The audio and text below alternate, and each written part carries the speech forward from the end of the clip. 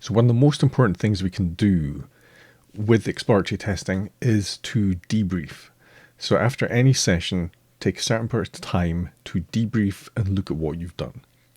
Very often people don't do this when they're working on their own because they think a debrief has to be done with someone else. Very often teams don't do this because they haven't created enough evidence, they haven't taken enough notes, they don't spend the time, or they don't see any value in it. So I actually have quite a lot to debrief with because I made some notes. I've got the HTTP export from Burp Suite. I've got the video recording of what we did. A lot of people will never show you a video debrief because it's where we look at kind of what we've done wrong, what we could do better, and everyone wants to be perfect when they put this content out. I am quite prepared to show you all the things that I've done wrong, but hopefully if you watch the session video, you will have seen some of the things that I did wrong, and this will be a confirmation of it, and we might see different things. Now, debriefs happen quite a lot, essentially automatically in programming, because when we create a pull request or a merge request into the main branch, people will look at the code and see what we have done. We don't always expect that when people do testing that there's enough to debrief with. Very often the only output from testing is a list of defects, or for some people, a list of test cases that they did beforehand. During the actual testing process, if they're working from test cases and scripts, they very often have to spend some time amending the test cases and scripts to match the system or the process they're doing. So despite testing be a very evidence-heavy expectation process, we don't always come up with lots of evidence. We come up with evidence to support our defect findings, but not necessarily evidence in terms of the testing that we've done. So very quickly, and I've left this actually a week or so after doing the session to make sure that I've gathered enough evidence in my process to help me do a debrief. That's one of the, I think, important points of your testing process. When you are testing, do you gather enough evidence and supporting information about what you did, the history of how you approached it, to actually do a debrief, to look back in your testing to see what you were doing, what you were thinking, what you can improve. Now, because we've got the video, that will help. The video you should be aware of is edited in order to cut down on some of the thought processes and ums and ahs, so it probably goes a little bit faster than the actual testing session. So let's first of all have a quick look at my notes. So I can see when I did the session, that was the 21st of April. Currently this is the 27th, so that's almost a week away. I can see the URLs that I was using, so I was using it on the main deployed site, the API challenges.evotesting.com. Let's get that up. There it is. This is the main site we were using. Good. I was using the simple API. I started with a CRUD approach, and I can see I was processing the normal flow, create, read, delete.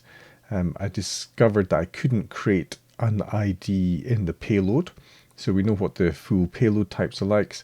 I can see that I'm putting down the things that I'm thinking about doing. Now, from these notes, I can see that I didn't do a debrief at the time, so immediately after finishing my testing, because I didn't mark any of these to-dos as done. So because I was creating a video, my normal testing process didn't get followed, because normally I would look through, I would mark off the to-dos, I would create a list of things I want to do in the future. I often try to summarize what I've actually done in here. So my normal testing process didn't happen.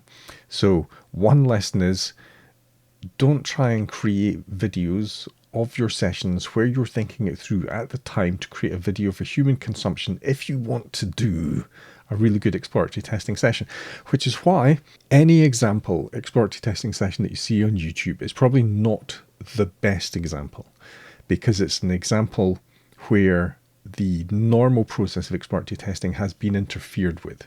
And certainly that was true with my session. There's points where I'm thinking about what to say, I'm not observing properly what's happening because I'm getting distracted partly by the recording of a video and explaining what I'm doing at the time. Pairing can help with that. Very often when you're pairing, you're talking through what you're doing at the time, but you're not trying to do it for external long-term human consumption. You're simply doing it for the person next to you. So if you say something and it's wrong, you don't think, okay, pause, let me say that correctly so that I can edit it in the video. When you're pairing with someone, those human responses are absolutely fine. So what you see in any exploratory testing session online is a different representation of testing. It's probably a fairly close approximate, but it's still going to be different. So back to here. So I can see that I created with all the fields in the message, then read it and deleted. So even though I'm using a cut down form of notation, I'm still got enough information to see there. So I've made a note that the delete return of 200 could be a 204. I think it probably should be. I will fix that in the system. So I will go back and fix that at some point. I'll probably make it configure, but I will fix that. So I wanted to vary the header and content header. I don't think I actually did that. So we haven't explored the content header in there. I really didn't go down in the field types and values, because what basically happened is when we started doing the update part with the post and update, I haven't done payload for formatting. What happened is that we started to see issues, and at that point the entire exploratory testing session got derailed to some extent. The session was supposed to be exploring the CRUD process, but we found problems as part of that update flow in there, so we started exploring that. Because what I really want to do is observe the testing. I don't necessarily want to critique it. So while Alan is talking in the background, because he's going to talk a lot about what we're going to do, one of the other things that we did was we went through Burp Suite and we captured the session. Now with Burp Suite, the two different versions, the pro version and the community version doesn't actually export the project in a way that you can reload it back in and have a look. There was no way to export a HAR file. If I'm going to do an exploratory testing through the API with the community edition of Burp Suite, I would probably just use OWASP Zap instead. But here we have an XML file. If I really wanted to, I could probably convert this XML file into a HAR file, because it would just be an XML transformation. That might actually be a useful Zap plugin to import the saved requests as a HAR file. But you can see that if we did want to review it in detail, I can see the time that I did all the requests, I can see the URLs I've used, I can see the payloads, I can see the headers. So there is enough here to review, and it is a representation of the evidence of what I did. It's just not the most reviewable. So we might want to have some additional tooling to help with that. So that's a lesson learned, and that's quite important. Certainly important for doing demos online where you're trying to help people repeat the same thing. So you tend to use free tools and not the pro version of tools, whether we have access to them or not. Alan was just basically going through the entire application setup. He's still getting set up. So we can see that we did configure it in a way that we can gather evidence. I think that's a really important thing to take from this session. We've got Bruno, which is recording things. Bruno will have the final requests when we save the session out at the end. If in Bruno we had created new requests for everything that we did, that's a valid approach. It might be a little bit slower. We would have a representation of our requests in Bruno itself. We were mainly relying on Burp Suite, and we've got the history. Tracking is an important consideration. So let's see, Alan's going through the testing. So we initially start with a get. We're getting the items through. So we're doing the basic accessing the system. Now what's important here is when we're looking at the Bruno UI, it's not always obvious what the headers are in the response. It's not always obvious in the headers are when we're making the requests. So what that means is when we're doing our testing, we have to interrogate what we have done in order to see it effectively. Seeing things in passing that might indicate a problem, that isn't available to us with this current tool set. I have to interrogate. I have to do a little bit more work in order to see what we're doing, which kind of takes me out the flow of exploratory testing. When we're doing exploratory testing, if you want to observe and stay in the flow, you need to have the information you're observing up at the same time. Let me just go right back to the start where we start testing and have a quick look through this. I'm not lying, make sure that has happened. So there we go.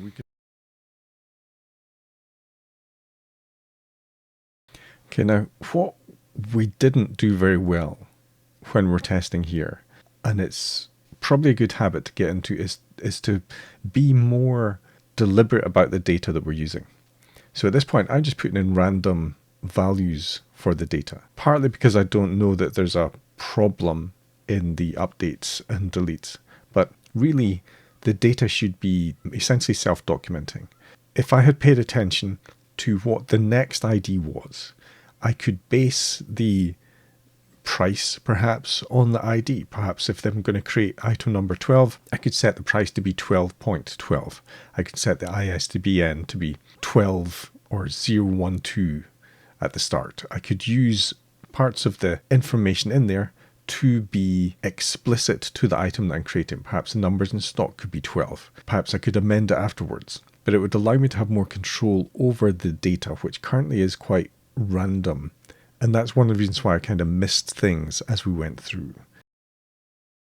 See, so I've just created something random for 60.93 for an ISBN 123, number in stock 10. This is probably going to create item number, is it 10? I can't remember, but I should have paid more control in the get message to see what the next ID was and controlled the data that way. Okay, so it's created number 9 at this point. I should have made a note of that to know what is coming up in order to control the data. I should probably, if I'd been doing it properly, copied the data into my log to better get a feel for what data I'm using. If I made it self-descriptive, I don't really have to do that. If I know that the next one that I create is going to be 10, then I can start using 10 throughout the data and make it much more descriptive. It has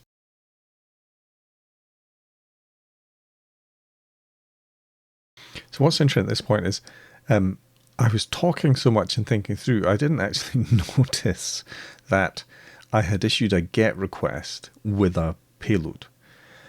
Now, it is important to do that at times. I think we covered that because I injected that into the session description. But I did not notice that here. So I wasn't as aware of my testing as I should have been. I was essentially distracting myself. It is important to test how your API works with GET verbs, with payloads, to see if it makes a difference. But I should have known that I was doing that, and I was not aware. So this session is not a great example for how to do exploratory testing because I was not fully present during the testing here.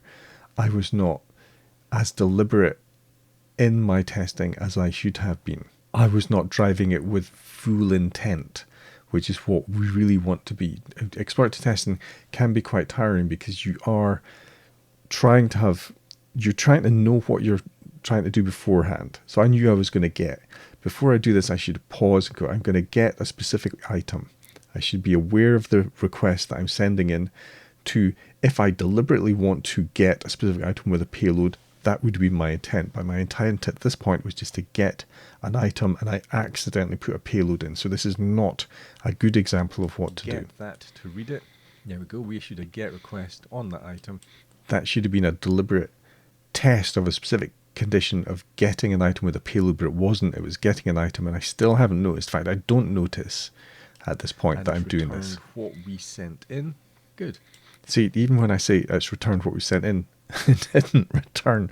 It shouldn't have returned what we sent in. It didn't make any difference what we sent in because what we sent in was the URL. The payload is irrelevant to this. So that is not a good example. So let's try and delete it. And I'll just change this to a delete request. And again, I'm still not fully aware. I've sent in a delete, which doesn't require a payload, and I'm carrying on as though that's normal. There we go, it's deleted. It says 200 OK. Now that's interesting. So we do observe in the response that it's not quite what we expect. So that's good. I'm paying attention to something. I'm paying attention to the output from the system, but I'm not as aware of my testing because I'm not as aware of the variation that I'm injecting into the system. Like I haven't. Okay. Could argue that. So I am making observations on what I expect. That's important. That's a very important thing to do. Further in this. So again, Burp is showing us the exact messages, and I can see on screen the request and the response. I can see it's a delete. I don't normally send in a payload when I'm doing a delete, but I'm still not picking that up, so I'm not thinking properly about my testing. The lesson is be constantly aware of what you are doing. Payload. So this double. So one of the reasons we do debriefs is because we shouldn't explicitly trust our own process. We shouldn't trust ourselves to have tested it correctly. That's partly why we debrief and review, and that's what we're doing now, and we're seeing that I didn't quite test what I expected I test. So really, I haven't tested a normal delete. I need to go back and do a delete without a payload and make sure it works. I need to go back and do a get without a payload. Or I kind of did that at the start, so that's probably okay. But certainly the delete, I haven't done this as a base normal delete yet. Headers we haven't asked for.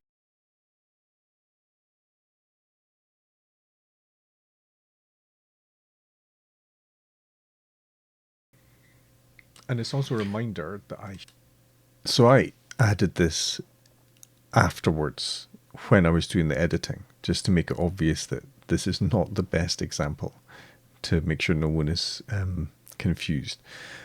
So one thing to be aware of is what you're seeing in this exploratory testing is cut down. I mean, I've sped certain parts up. I've also edited out parts where I'm thinking a little bit, because there's no point just having a blank space where I'm thinking. And also you don't see necessarily the reactions when I'm observing, because later on one of the reaction points was much, much longer than is in here. Should be 13, number in stock 1, and it's a book. So we'll create that. So it's just random data. I should probably have controlled it, and I should probably have made a note of issued this, received item number 9 or whatever back. Hopefully. Is it 10? 201 created. Yep, number 10. And it's so I should have paid more attention and tracked this, because it's quite important at this point, because now I'm starting to explore the actual field values. ID number 10.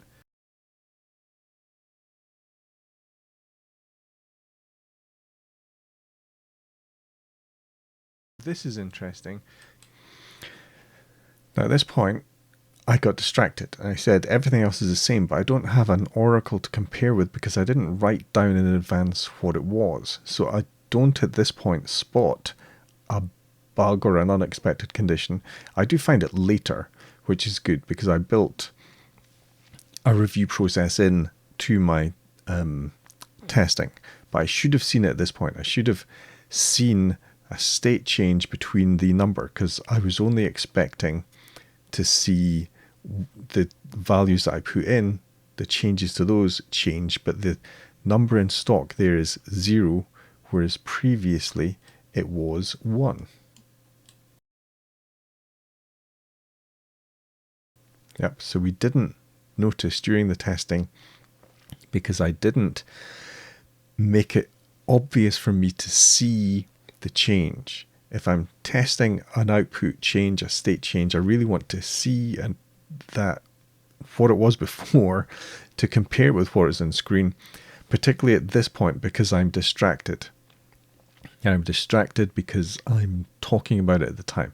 This is the excuse I'm making for not seeing this, because I was distracted as I was talking.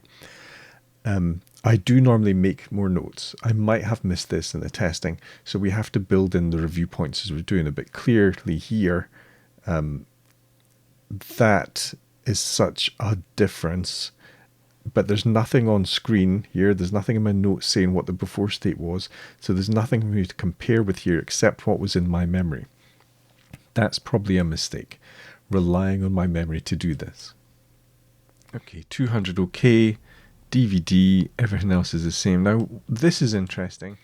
So then, because I'm looking at the message at the top, I get distracted and I start following another train of thinking to start looking at the ID exploration. So at this point, I completely miss the number in stock has changed, and it doesn't enter my mind until later on. Response is in there. Now I've got the response, I've got the ID, sorry, in the URL here. So I'm going to put the ID in here too.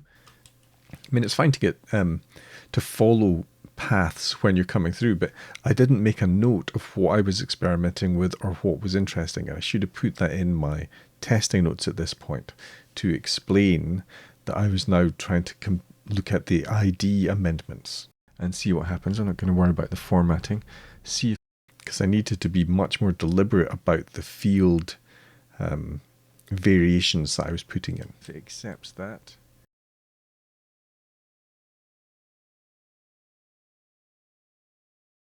The number in stock specifically.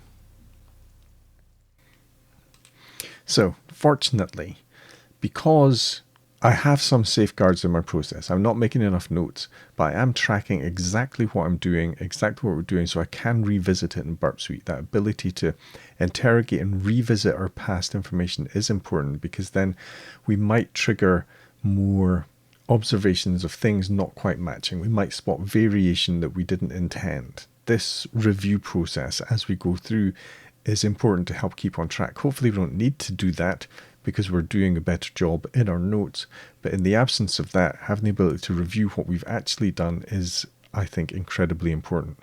One of the dangers is that you are using what you've done all the time rather than thinking about what you're going to do next. So at least at this point, I've noticed that the number in stock changed without me expecting it. So although I didn't notice it at the time, which I should have done, at least I've spotted it now. One, which we... Now again, I've just used random data. I should probably have put it in as the actual ID or some variant built on this explicit ID of this, the uniqueness factor in this, so that I can see when I'm reviewing if things are as they should be. Price 10.10, number in stock 10, ISBN 13010. That would be a better use of the input test data, at least in these early stages. Variation with randomness is important, but at this point, I've not really tested the application. I want to control it as much as possible. I want to make it obvious when things stand out. If I had put in number of stock related to the IDs, it might be more obvious to me when it had changed. We get 3 back.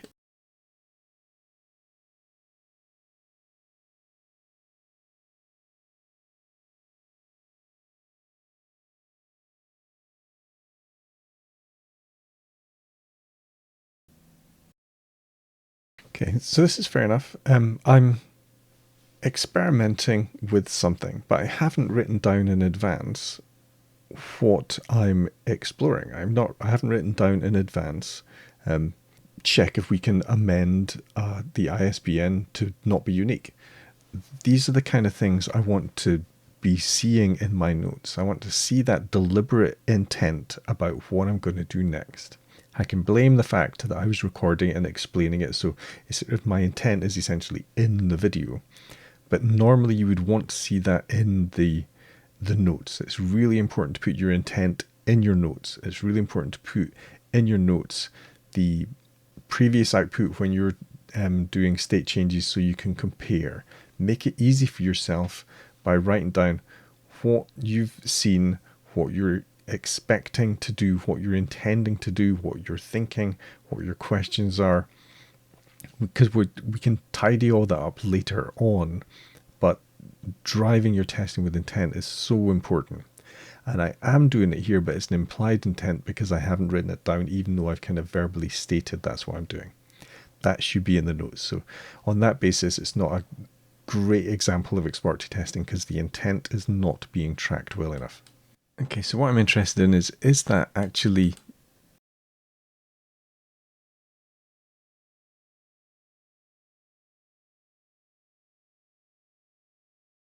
so I wonder if a put will also do that. Let's check. See, that's better. I'm at least putting my intent down. It's a question mark because I haven't done the process yet. So if I get interrupted, I know exactly what's going on. I'm in the middle of trying to see if a put can do the same as the post. That's a much better use of my note taking. So I am going to, let's create a new one. And it should say, no, I can't do that. ISBN is not unique. So let's change that to 5. Create that. Now it's unique. Let's put 214 and 123, which is not unique. And it looks like put will also ignore the valid. So the main thing I have here as an issue for me is I'm relying on my memory, and my memory is so bad I should never do that, which is why I like to write things down. So it's it's lucky that it worked there because my memory is so bad sometimes I don't remember. But putting it in my notes means I don't have to remember because it's obvious, it's more explicit, and by putting it in my notes I make it easy for myself to do the right thing, to keep track of what I'm doing, to be interrupted and recover, and that is important. Okay, so put also ignores unique constraint on. Now sometimes I wouldn't have overwritten that, so I'd have left put question mark to know that that was my intent, then the answer. So very often I've got a question answer type note taking. Okay, so we saw that my testing was not as present as it should be. I wasn't as aware as with what I was doing as I should be, and I could have overcome that by putting more intent in the text document, but I was conscious that I was creating a video, and the more I put in the text, the more gaps I have and the more I have to edit. So normally I do put more intent in the notes, and that might have helped me. But in a debrief, we're now at the point where what we should be doing is thinking, well, what do I do next? So I've got to-dos in there, right? So I would want to create sessions. Let's just mark this in this. So I want to create sessions for each of the to-dos. I want to document the defects and questions more, like e.g. 200 on, was it create? So we got 201 on create, we got a 200 on delete. We need to do a delete properly without payload. What I want to do in that update are different combinations of fields to have a better before and after coverage. So more of a matrix style, grid style approach to make sure I get the coverage in there. And I can automate that because it's a very small set of inputs. Okay, so I know that also what I didn't explore in there with the ISBNs when I was looking at it should be unique, should be not, is that the ISBN can actually have different formats. The ISBN can have 1, 2, 3, 4, 5, 6, 7, 8, 9, 0, 1, 2, 3, because it's 13 digits. But it also has the version we're seeing there, which is what, 123 dash 123 4 something something. Right, I can't remember the exact format, but they should be unique. So 1, 2, 3, 4, 5, 6, 7, 1, 2, 3 should equal 1, 2, 3 dash 4, 5, 6, 7, 0 dash. So the dashes should make no difference. I need to explore that. Then I want to do, I still haven't done a proper CRUD exploration. So I want to do the path variations. Try and create the same thing. make it more explicit. And again, I would do that, probably just do that coverage through automated execution, because it's very simple to write scripts to do that. Then they're there all the time. The exploration I really want is around fields. This makes me nervous based on what I've seen about fields and field formats. Also, the price, I'm pretty sure that that's floating point. So there's risks of rounding, risks potentially of too many floating points, like too much stuff after the decimal part. So maybe control that as a string, because the input that I'd be putting in is raw number format, like 00.00.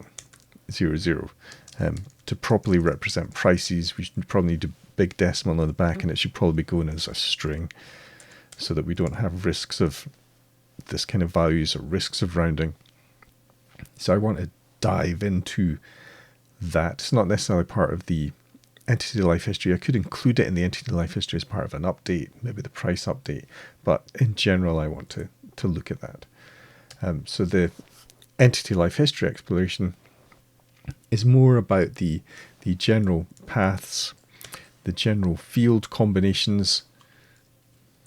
So different combinations, what's missing, what's not, matrix viewpoint, what can we amend in an update, what can we ignore in a create, what happens if we move the state from something that's there to something that's not, all as part of that matrix, because all of that fits into the update process. So that means that for prioritizing, I would want to prioritize the CRUD parts, given that this is a CRUD-based model, so the delete properly the paths and the combination of fields. That's probably what I would want to pursue as part of an API CRUD. All the rest are perfectly valid things to test. They're just not unique to be triggered by a CRUD approach. I can include them in a CRUD approach, that's fine. But really what we're looking at that point is the field level investigation. So a very structural investigation around the data model used in the payloads. So as a debrief, we have, normally you'd have a much better list than this. I'm just trying not to take up your time. But we've got ideas of what we're going to do next.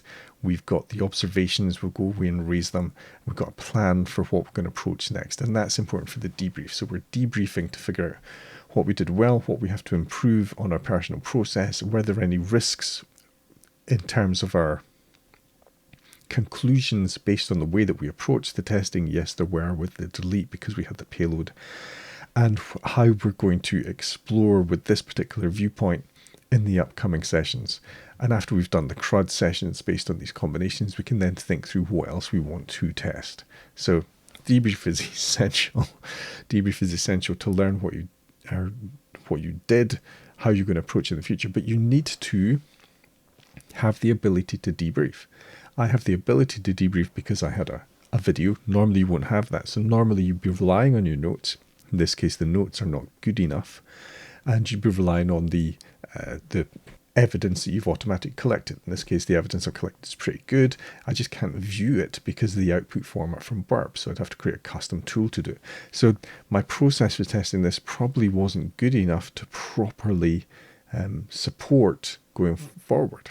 So in the future to test, what I really need to do is feed the API tooling through OWASP to output it as a HAR file, because pretty sure we used to be able to do that with Burp, but can't do that now. And then we can review it later on and to make better notes. But to do that, I need to not record what I'm doing and create these kind of videos for YouTube. So join us in the future for some more API testing, and who knows, maybe I'll show you how badly I can do API testing again.